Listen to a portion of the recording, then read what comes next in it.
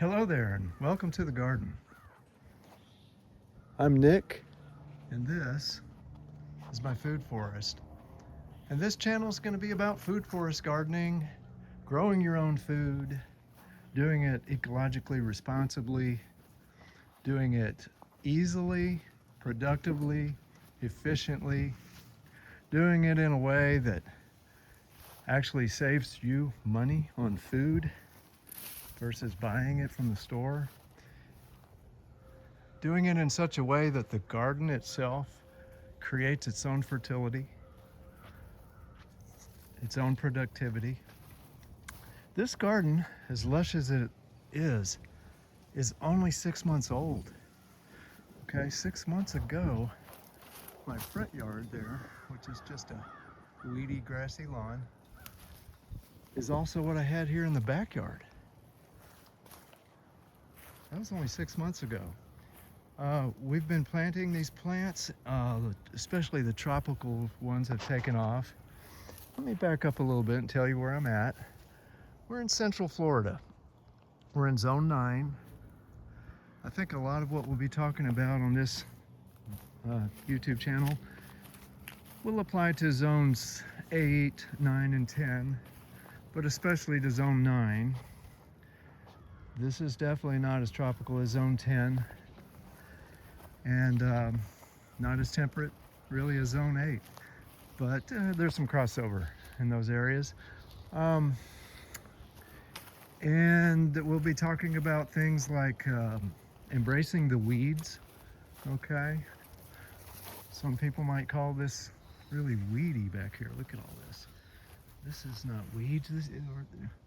Okay, they showed up on their own, all right? So in that respect, they're weeds, but they feed the bees. And we have a cold front coming through right now, or we would see more bees on these. Yeah,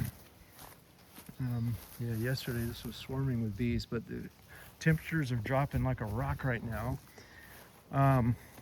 Basically, it is November 10th, 2025. And on this day, tonight, they're expecting the cold front to come through and should be down around 31 by morning. So it's an experiment. We're going to find out what happens to all these tropical plants. We also have a lot of temperate plants in this garden. Let's continue to walk around. We also have these 50-gallon pots that I'm using as raised beds. That's just some annual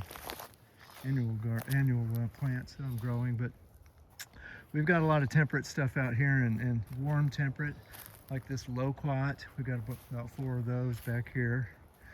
Let's go through everything. We've got thornless blackberries that I'm getting started right here. And you can see I'm throwing down all sorts of materials for mulch. That's the other thing we'll be talking about on this channel. We don't spend money on mulch. We don't buy fertilizer. We don't buy soil. We don't buy potting soil. We're able to create all these things ourselves for either for free or for 1 or 2% of what it would cost you to go out and buy them from the store. Here's some more thornless blackberries. So here in our location in north central Florida, we need to grow low chill varieties, and that's what these are in these blackberries. These are Mysore raspberries, and they're actually a tropical plant that's not a true raspberry, so they don't need any chill hours, but they're highly productive in Florida. Let's continue. We've got mulberry. That's an outstanding tree for this area and this USDA hardiness zone. There's a familiar plant probably to most folks. That's the American beautyberry. It grows wild all around here. And we do grow a lot of wild and native plants in our food forest. So getting back to what I was saying, you might think this is a bunch of weeds and it's just an overgrown mess. In actuality, all these plants are doing multiple things that help us. They're growing our soil fertility. They're feeding bees and other pollinators, butterflies and such.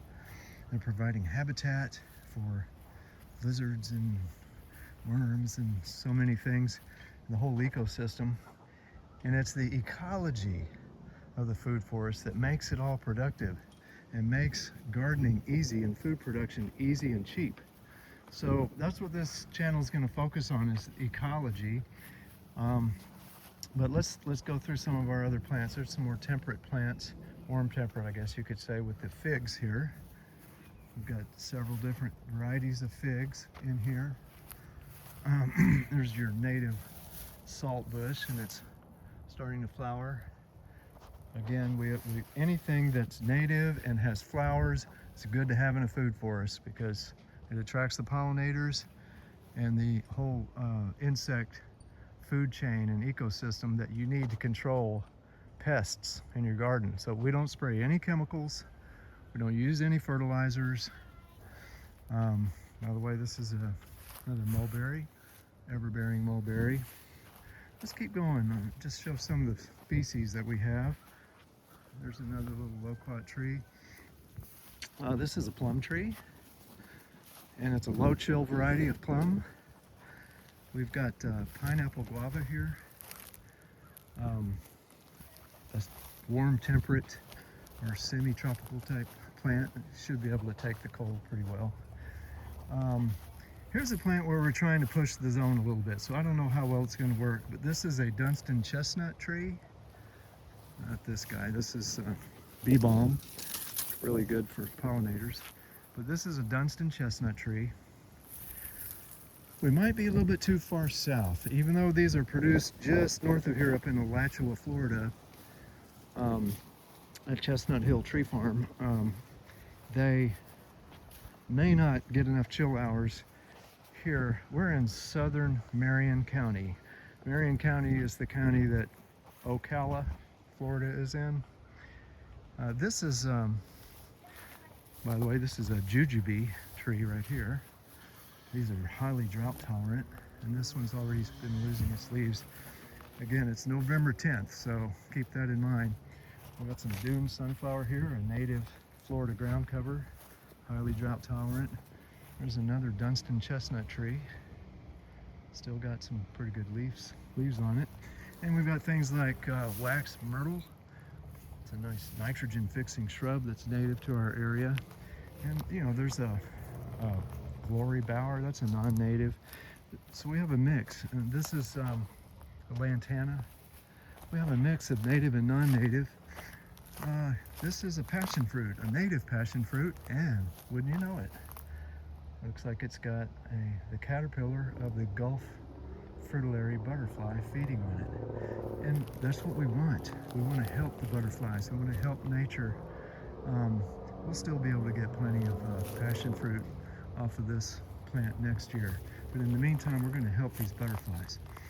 We've got nopali cactus, or thornless prickly pear cactus. Over here, we're just trying to create a privacy screen with this Napier grass and this sweet viburnum. And we'll just keep walking. Now, one thing to notice here is that I'm walking along a path that I mow with my push mower. And this is where I try to keep my feet. I try not to step out off the path too much, because that compacts the soil. So this is another thing we'll be talking about on this channel, is we do no-till gardening here. We don't want to disturb the soil because we don't want to disturb the mycorrhizal fungi. That's the keystone species for any forest. And we're creating a novel ecosystem here, but even though it is novel, it's unique. Everyone's garden is a unique, novel ecosystem. But even though it is, it's still, there are certain keystone species that make everything happen and make everything work. And one of them is the mycorrhizal fungi that live beneath the soil and that connect the roots of all the trees and shrubs, plants together. There's a couple of different types. There's one type for these oak trees, and we do have large oaks in the garden, which are very beneficial. After the mycorrhizal fungi, they're probably the second most important keystone species in the garden. But there's one type of mycorrhizal fungi network that connects them with these chestnuts. And then there's another type of mycorrhizal network that connects all the fruit trees and shrubs. and these are referred to as the wood wide web. So here's a coral bean, another native, and winged sumac, another native. We can make a nice tea with the winged sumac berries in the fall. Tropical sage, a Florida native. Now we're getting over towards the house, and this is the south side of the house. So this is where we've chosen to focus our tropical plantings. Let's go through some of those. We got the bananas. These are Namwa bananas.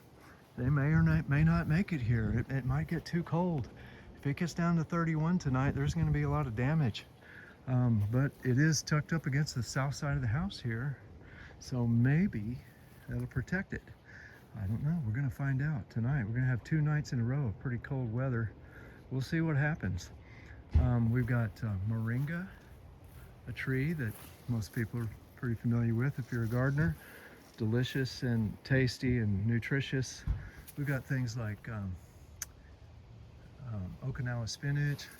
We're growing these cannas just as mostly as a chop and drop plant. Let's get to the chop and drop plant. So the main chop and drop plant is Mexican sunflower. That's what we've got here. There's some of the flowers on it. And again, everything you see here, we just planted back. We started making some plantings in March earlier this year. It was just weedy grass. It just looked like that back in March of this year, except it was being mowed by the previous owner. This is a peach, by the way. We have peaches. Oh, this is American persimmon. We also have Japanese persimmons, and by the way, I think the Japanese persimmon is the very best fruit tree for Central Florida. Here's one right here. That's a Fuyu variety. This is Saijo, which is my favorite. Saijo in Japanese, I think from what I understand, that means the very best. I would have to agree. That fruit is so tasty and delicious. It's like candy. This one is called Great Wall. It's another astringent persimmon. This is a Florida red mulberry. These are rabbit eye blackberries, just planted, so they don't look real lush yet or anything, but I've got to give them a little time. And by the way, we've got some elderberries in here. I planted these elderberries here because this is one of the moisture spots on the property as far as the soil moisture, and they like a lot of water. And yeah, more blackberries. More blueberries. More Mexican sunflowers. So back over here to the tropical part of the garden, up against the south side of the house. Let's look at these some more. We have cherry of the Rio Grande, and this is a pretty cold tolerant, quote, tropical cherry. It comes from Brazil, but it actually comes from the highlands of Brazil, so it's actually pretty cold tolerant. And this is the Fuyu persimmon. It's got a fruit on it, and it's starting to ripen. It's turning yellow, so we're gonna get a fruit, even though we just planted this. I haven't even unstaked it. Well, truthfully, the fruit was on this when I bought it. Just looking through the garden here, cassava. We already took a bunch of cuttings from that cassava and started some new plants. And they're in the greenhouse. We're gonna go to the greenhouse in a bit. There's papaya. This is a plant called ice cream bean. It's not very cold tolerant. I'm expecting it to get hammered pretty hard the next 2 nights. We're gonna find out. And by the way, I thought I'd give a shot at these tropicals. I really firmly believe that South Florida is where you should be growing your tropicals if you're gonna try to grow, in Florida. I think Central Florida and especially North Florida, you're gonna have a lot of failure growing tropicals because we get darn cold every winter, it seems, and some worse than others. We can get down into the low 20s, and that's really hard on tropical plants. But this ice cream bean is a nitrogen fixing tree. If it doesn't make it, that's okay. We'll chop it down. We'll use it for chop and drop mulch. It's already fixed nitrogen underground there in the roots, and that goes for all these tropicals. These bananas, I know a lot of people that grow bananas around here, and they get big, beautiful plants like these, but they never get any fruit. And you know, with it freezing every winter, yeah, I can see why. But if that's going to be the case, we're going to end up just using this as chop and drop material, just like these Mexican sunflowers. And if you're not familiar with the term chop and drop, well, this is why we don't have to buy mulch. We grow our own mulch. Okay, so we'll just prune these as needed and drop them on the ground as mulch around the plants that need to be mulched. And that way it's right here. We don't have to get in the car or drive anywhere. We don't have to get chip dropped to dump anything and then get out there and back-breaking labor, you know, moving all that with the wheelbarrow. It's so much easier to just do it this way, and it doesn't cost anything. You just grow them yourself. Grow your own mulch. This is a plant called Cuban, um, not Cuban, African blue basil. This is sweet basil over here. This is African blue basil. I was getting it mixed up with Cuban oregano, which we also have. That's, by the way, that's Fakahatchee grass. It looks a lot like lemongrass, which we have over here. Here's that Cuban oregano I just mentioned. And then there's this another Sijo persimmon. And chaya right here. There's chaya all through here. There's another one. There's another one. They're everywhere. In fact, if you throw chaya down for your chop and drop mulch, it may sprout and start a new plant. Like that's what happened right there. That's chaya that I threw down for mulch underneath that fire bush there. And boom, I got a new chaya plant right there. I literally did nothing more than just chop it, drop it, walk away, and now I've got a new plant there. So if that's, you know, to me, I don't mind new plants because I can always, you know, if I decide I really don't want that plant there, it's not that much trouble to get rid of it. To me, the challenge is getting the growth that you want, and I want a lot of growth. I want a lot of things growing because the more green leaves I have, the more I'm capturing the energy of the sun and more sugars I'm pumping into the ground. And that feeds that mycorrhizal network, that entire chain of microbiology under the soil, and that helps every single plant I have in my garden. So I'm looking for things to grow. I love things that grow. And Mexican sunflower, by the way, it's like a plant on steroids. It really grows. Here's another ice cream bean right here. There's another loquat tree. Let's get back over here. This is the cranberry hibiscus. It's pretty tropical. It's probably going to get hammered tonight by the freeze, but it's a great plant. The leaves are delicious, tasty little cranberry tasting leaves. Yummy, little cranberry snacks. So it comes in a green variety and a red variety. It's actually the same species, just different colors. There's a red one, there's a green one. The green one I found to be much more vigorous. It grows much faster than the red one. And it's another one that if you chop and drop it, it may sprout a new plant on you, which is, I love that actually. All right, there's some more African blue basil. Another Sijo persimmon. By the way, there is a avocado, and I cannot remember if that's winter Mexican or Mexicola. I know it's got the Mexican name, Mexico name in it. It matters because one of those is type A and one is type B. I can't remember which one it is. Over here, there's a Brogdon avocado.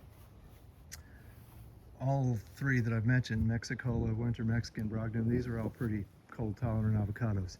So hopefully they'll survive tonight, although if we get colder than it's going to get tonight.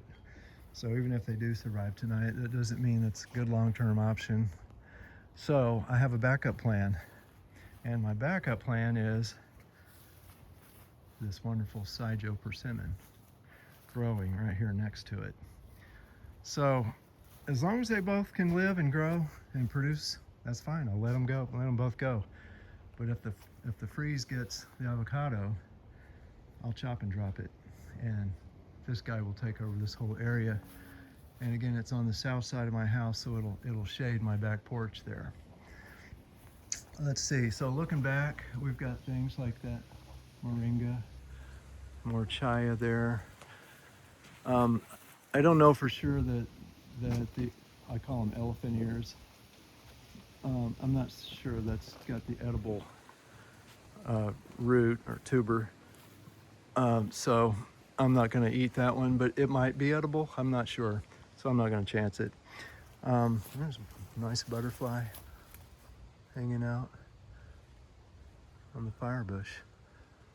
Zebra butterfly. I'm not a lepidopterist, but it's got that zebra pattern to it, so I know that much anyway. You know, I've got aloe vera, more of the cranberry hibiscus. Here we have a Simpson stopper. That's a Florida, fairly tropical little small tree that makes a edible fruit. This is a wonderful ground cover that's native to Florida called frog fruit. All summer long it's just covered with bees and pollinators all over it. Some more African blue basil, more chaya. There's a highly productive papaya, and we've been eating green papayas now for some weeks. What a great productive food plant.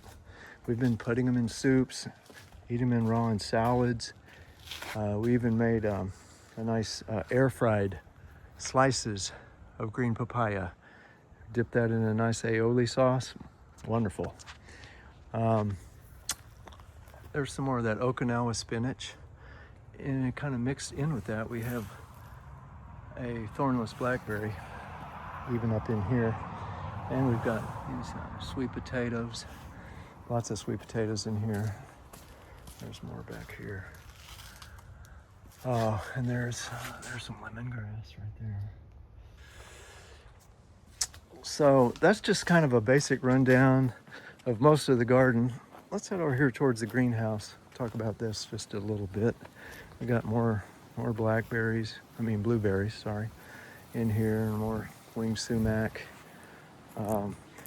This is not a real cold tolerant avocado. This is called the Russell. It's a real long, elongated avocado. I don't know, we'll have to see if that's going to make it through the cold weather coming in tonight. There's another American persimmon right there.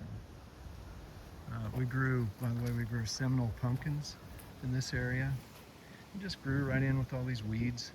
And we harvested half a dozen Seminole pumpkins just from that little spot right there.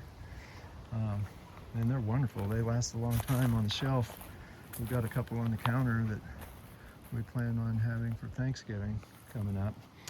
All right, let's get back to this stuff. This is wonderful. We've got some wild kale and wild collards growing in these little raised beds here. I'm just using 50-gallon pots as raised beds. I found them really cheap on Facebook Marketplace. Raised beds are expensive. And I figured, why pay all that money for a raised bed when you can just get these pots? That's what I'm doing. And by the way, I get all this soil that I put in here for free. It's composted horse manure. I know there's some issues with some of that where if the horses have been fed hay of grass that was treated with certain herbicides, then the manure's still got residual of that herbicide and it's toxic. It doesn't grow plants well. I guess I just got lucky that my source was pretty clean because, man, my plants grow pretty well in it. So these right here, this is just some cabbage that I'm growing in these pots. By the way, this is a bay laurel, Mediterranean bay laurel.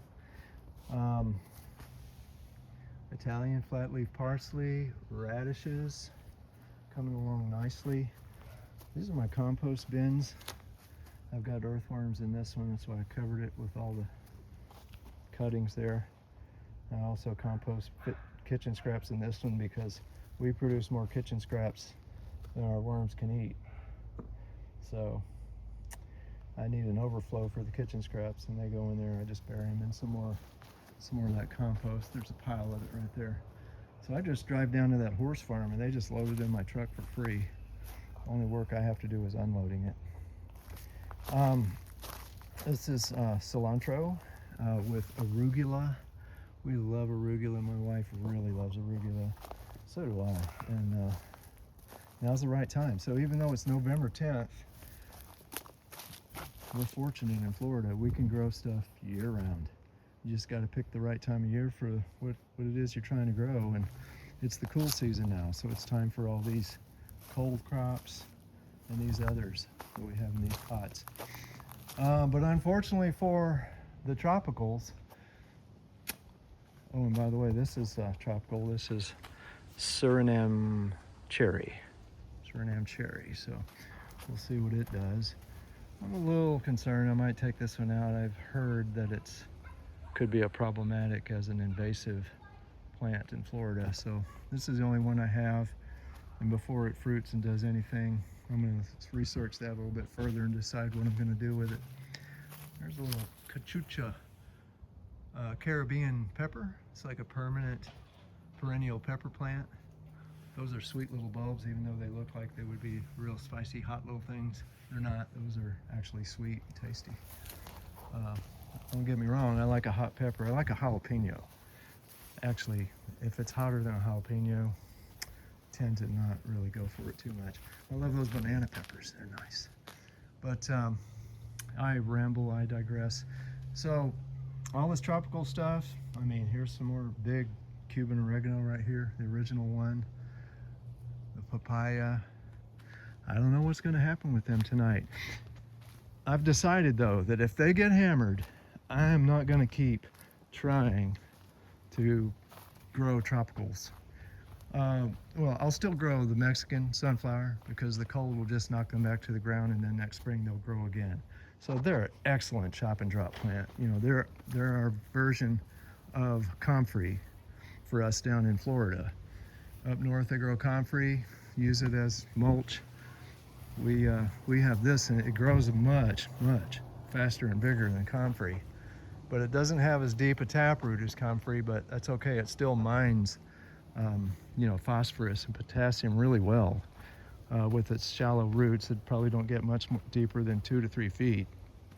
But it's great. So we'll still do some tropicals no matter how cold it gets, because for some things we can put in the greenhouse and keep them till the spring and then grow them again. And we can, well, as long as we can manage them that way, we can grow tropicals here, no matter how cold it does get. So let's go on into the greenhouse and look at that a little bit. So we got sort of different stages of different things going on here. This is just a native Florida blackberry with thorns. I'll be planting it in the ground here in the next couple of days. And probably the next video I make will be after I get a lot of these things planted, including this. This is Walter's viburnum. It's a native Florida evergreen shrub. Flowers really well in the spring, I believe, from what I understand. And I've got some specific uses for this plant. You want to have shrubs and trees in a food forest. You want as much shade as possible at ground level.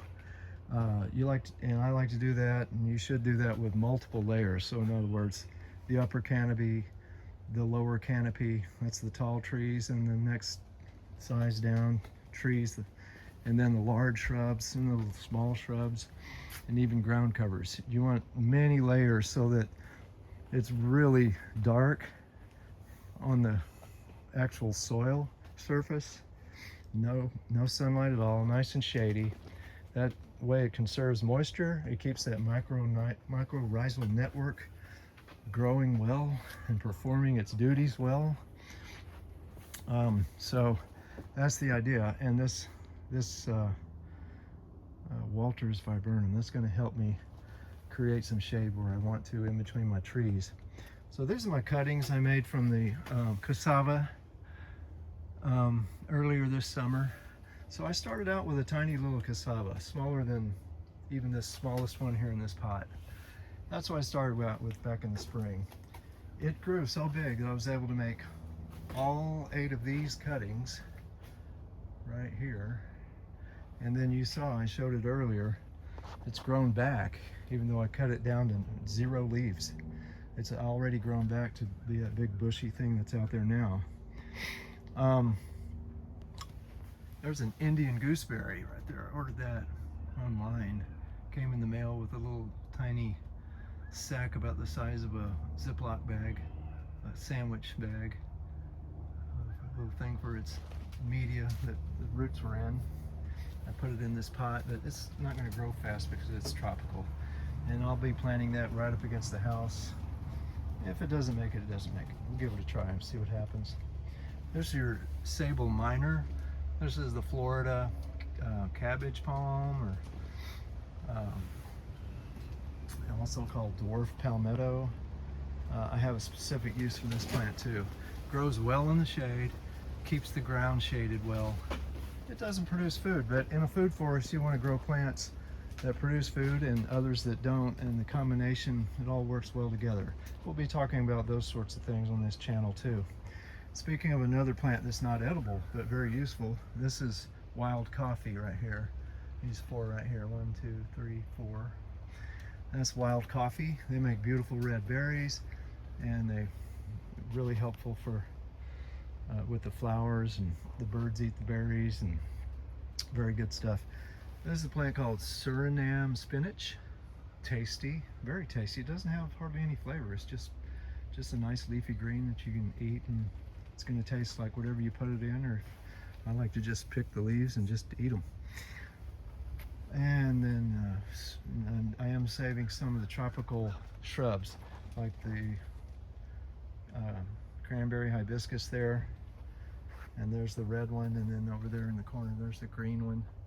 If all my cranberry hibiscuses in the ground die from the cold, I'll have these to start it all again next year.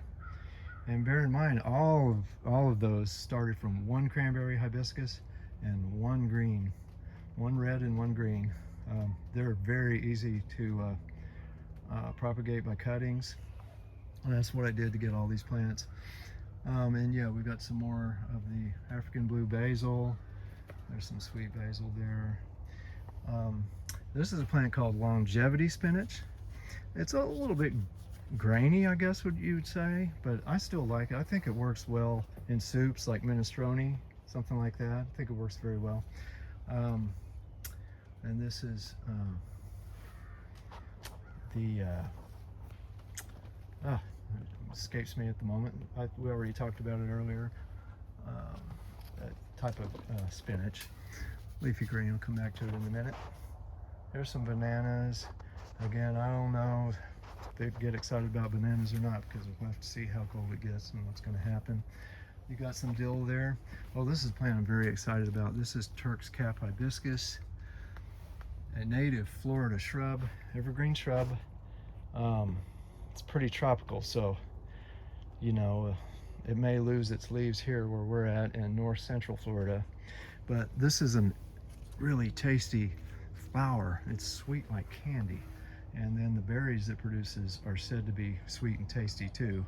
A lot of plants make berries that are not really that great for eating raw. People use them more to make jellies and jams and things, but supposedly these berries are actually sweet and tasty. And then we've got a bunch of rosemary. Again, I just made these by cuttings earlier this year, and I'm going to plant them out in the spring and let them grow in the greenhouse this winter to get nice and big before I put them out. And that's the same thing that I'm doing here with these pomegranate. I've got 10 pomegranate here. And you know, normally they need the chill hours of the winter to be productive, but these are tiny. I'm not looking for productivity next year out of these. I want to grow these in the greenhouse and get them a little bit bigger before I put them in the ground out there. And then over here we have dune sunflower. In Florida, dune sunflower lives along the coast, both the east coast and the west coast. On the east side, the Atlantic coast, that's what this variety is of.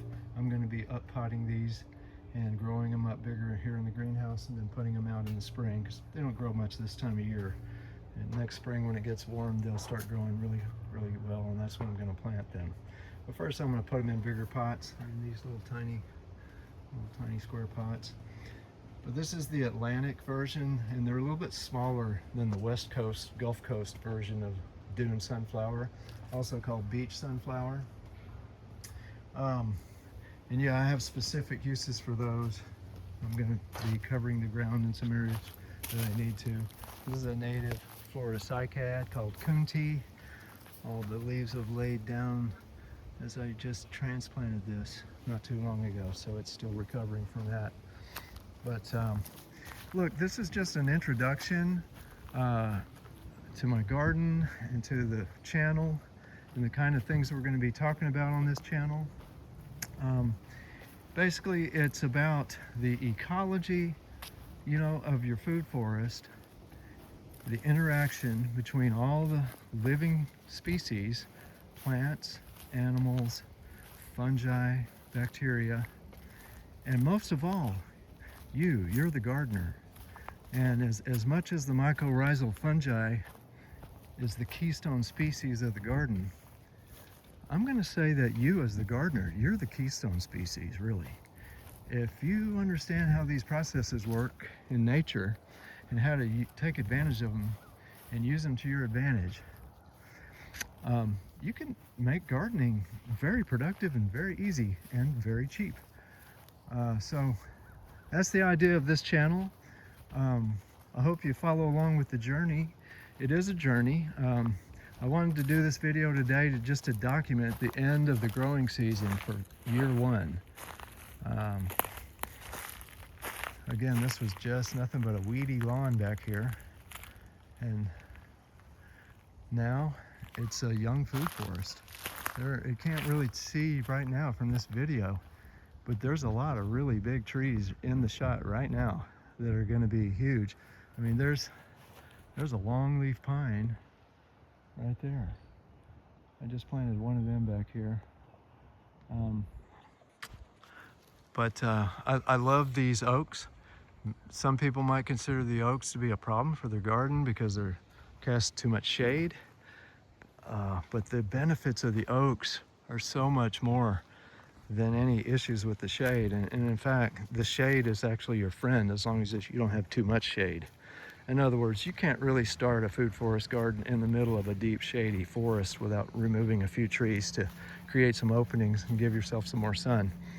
But this backyard, it had those sand live oaks there, and then it had a few of these live oaks. As far as I know, they're live oaks. Anyway, and there's still a lot of open ground and a lot of sun. Still plenty of direct sun for growing things. So you really need both. And the leaf drop from these big trees is a big part of the nutrient recycling and, you know, the way the food forest fertilizes itself.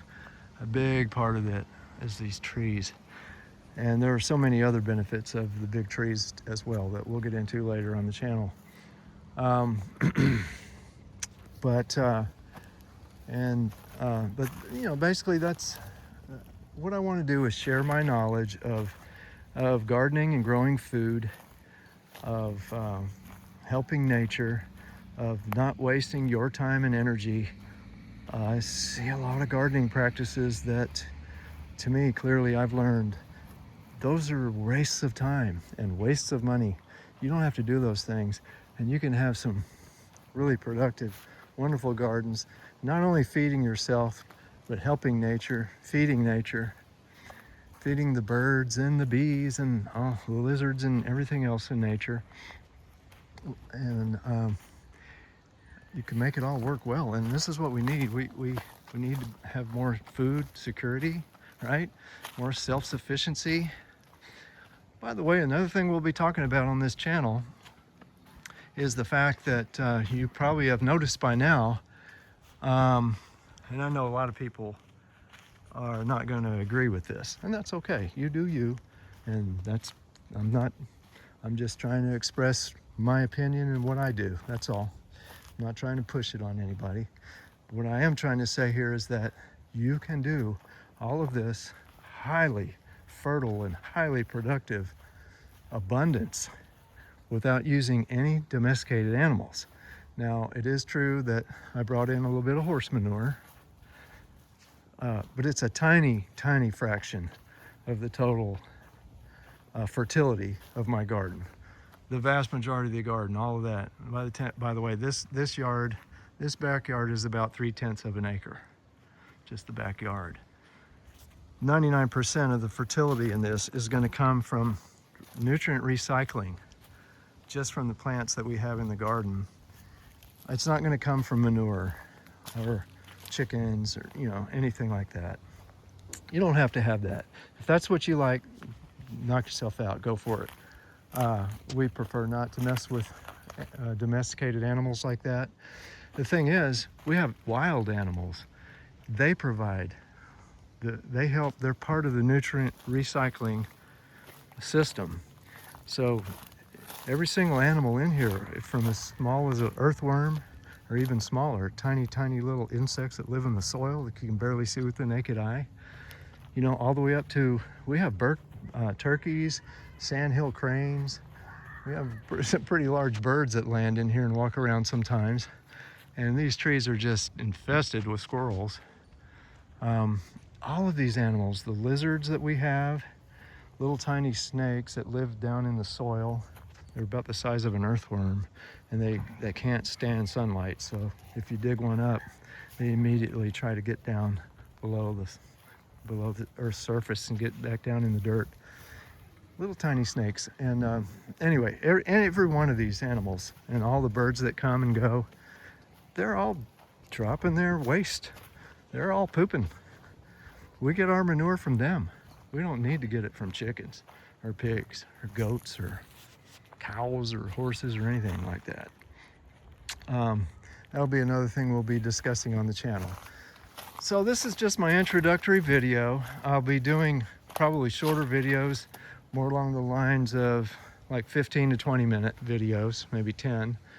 And I just wanted to do a longer one for this first video. It's rough, it's unedited. It's proof that it's not generated by AI, hopefully, or anything like that. It's just my honest and unfiltered and you know, thoughts on gardening and how to do it in a way that is, like I said, just productive, and it brings me so much joy. I just wanted to share it with you. Maybe give you some ideas, maybe stimulate some ideas, maybe help save you from doing some backbreaking work that you don't really need to be doing.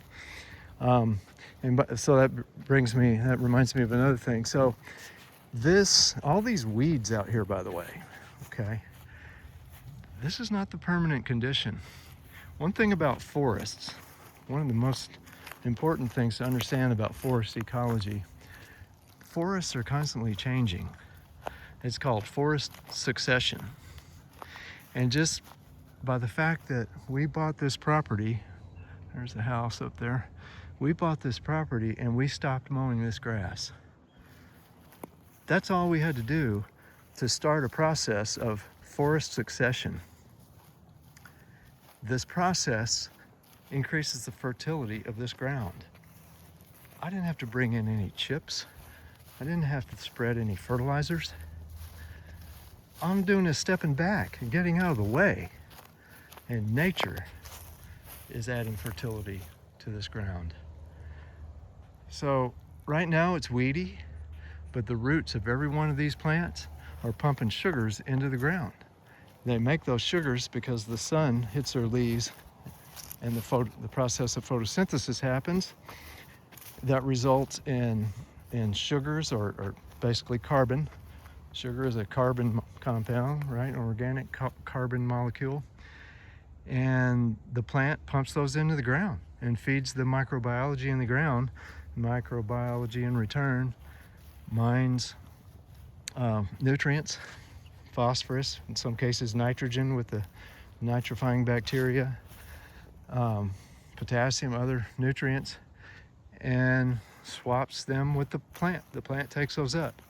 So that process has already started, but as time goes on, I'll be planting and converting more and more of all these weeds to other plants. And a lot of them are already here. Let's look at some. This little tree right here, that is a black cherry tree. tiny little thing. I didn't plant it. All I did was I just stopped mowing, and voila, a black cherry tree showed up on its own. And I have other examples of that, of all sorts of different interesting things.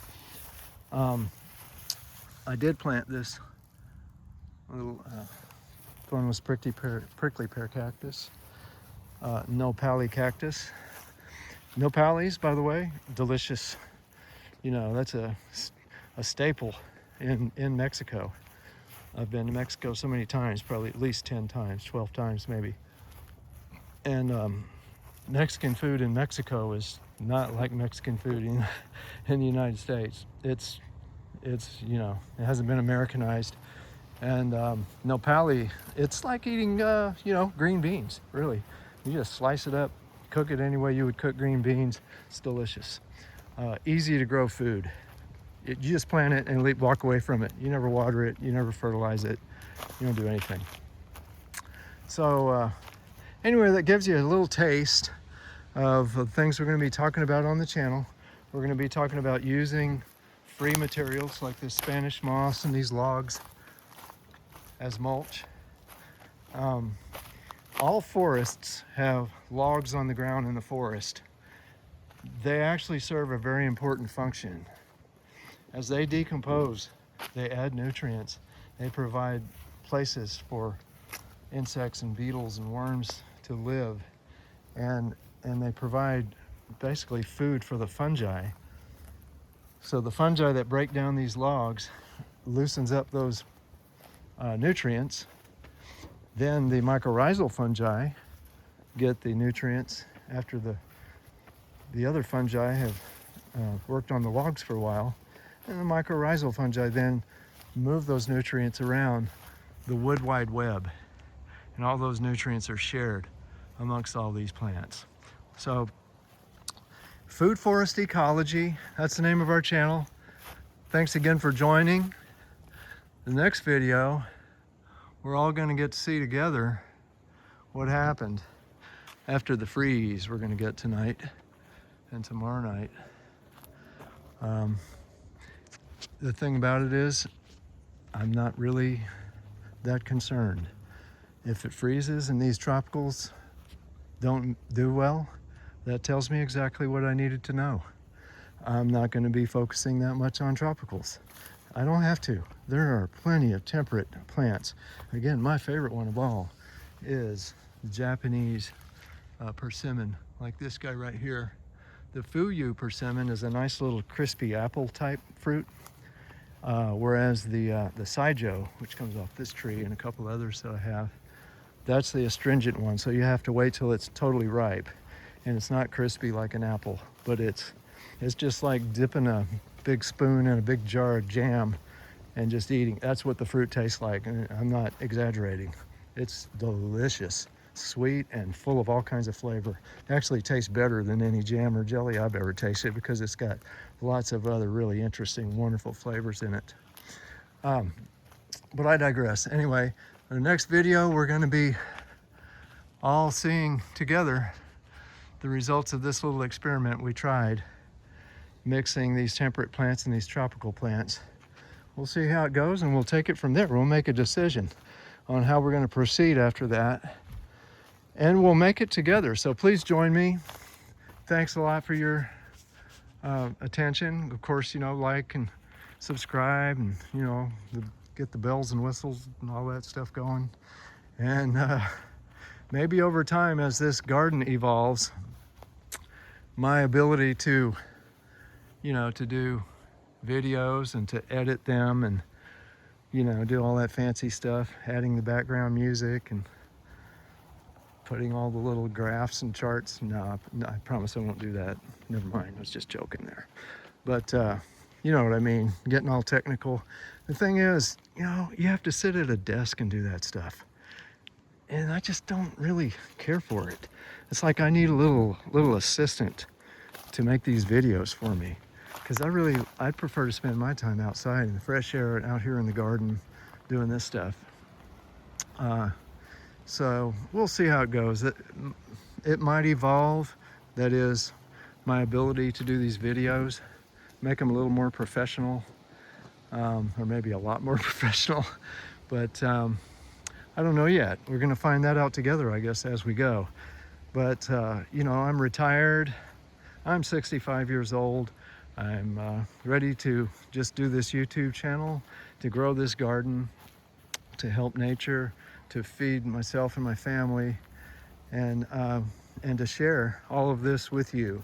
So that's where we're at. This is day one of the journey in terms of the sharing of all of this. I guess day one of this journey of this garden started back earlier this year, back in March, when we started putting things in the ground. But just real quickly, truthfully, my food forest here in Marion County, Florida, north central Florida, this is the fourth one that I've grown. I grew one in Weeki Wachee, Florida, had that one for many years. I grew one up in North Georgia, up right near Chattanooga, right across the Tennessee line in Georgia there. That was a cool garden. It was in zone 7, so it was very different. There was nothing tropical there. It was all temperate stuff, and including, you know, some pawpaws and black walnuts and black locust and a lot of really cool plants like that, but we don't grow those down here in Florida. I know that there's those little wild Florida pawpaws, that sort of thing. In fact, I had some of those in my Weeki Wachee garden, but you know, if you're depending on those, you're going to starve to death. But anyway, and then finally, I did also grow another food forest in Chiefland, Florida, a little bit north and west of here, maybe a little bit cooler than here also. So anyway, I guess my knowledge of food forest gardening is 7 through, I would say 10. I haven't grown one in 10, but I've grown one in 9A, 9B, and I know the limitations in terms of the tropical plants that you run into in 9A, 9B that would be less likely to be a problem down in zone 10. So I think this channel is going to have information that will cross zones 8, 9, and 10 for sure, and occasionally I'll probably be talking about things that apply to other zones as well. Okay, so anyway, I guess that's a pretty good summary of the channel, and until next time, happy gardening, everybody.